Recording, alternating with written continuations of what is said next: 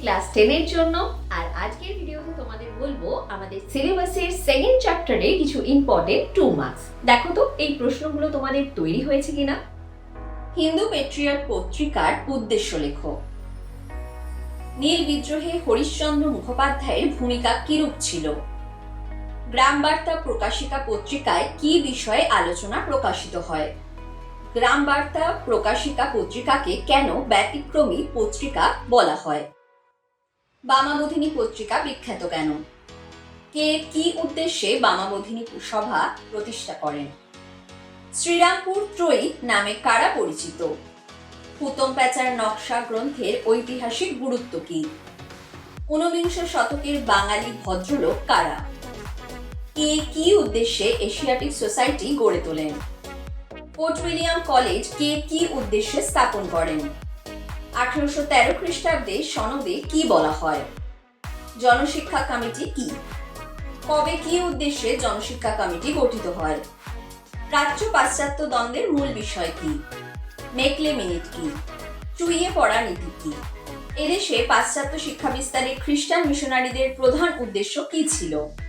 শিক্ষা বিস্তারে শ্রীরামপুর মিশনের ভূমিকা কিরূপ? উডের ডেসপ্যাচ কি? উডের ডেসপ্যাচকে ম্যাগনা কার্টা কেন বলে? নববঙ্গ গোষ্ঠী কাদের বলে? নববঙ্গ আন্দোলন ব্যর্থ হয় কেন? একাডেমিক অ্যাসোসিয়েশন কি? সংস্কারমূলক কাজে নববঙ্গের ভূমিকা লেখো। 1849 খ্রিস্টাব্দ কেন স্মরণীয়?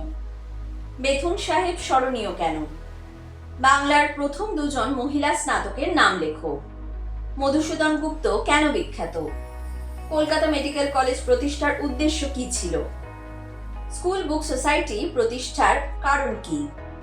নারী শিক্ষার বিকাশে রাধাকান্ত দেবের ভূমিকা লেখো। হাজী মোহাম্মদ মহসিন কেন বিখ্যাত? 3 আইন কি? ভারতবর্ষীয় ব্রাহ্ম সমাজ কেন বিভক্ত হয়েছিল? ব্রাহ্ম সমাজের 2টি সমাজ সংস্কারমূলক কার্যাবলী সম্পর্কে লেখো। ব্রাহ্ম আন্দোলনের সীমাবদ্ধতাগুলি লেখো। নব বৈষ্ণব আন্দোলন কি? নব বেদান্তবাদ কি? লালন ফকির কেন স্মরণীয়? বিজয় কৃষ্ণ গোস্বামী কে ছিলেন? নবজাগরণ কি? নবজাগরণকে তথাকথিত নবজাগরণ কে বলে? নবজাগরণের সীমাবদ্ধতা সম্পর্কে লেখো। কে কেন বাংলার নবজাগরণকে এলিসিস্ট আন্দোলন বলেছেন? নববিধান কি?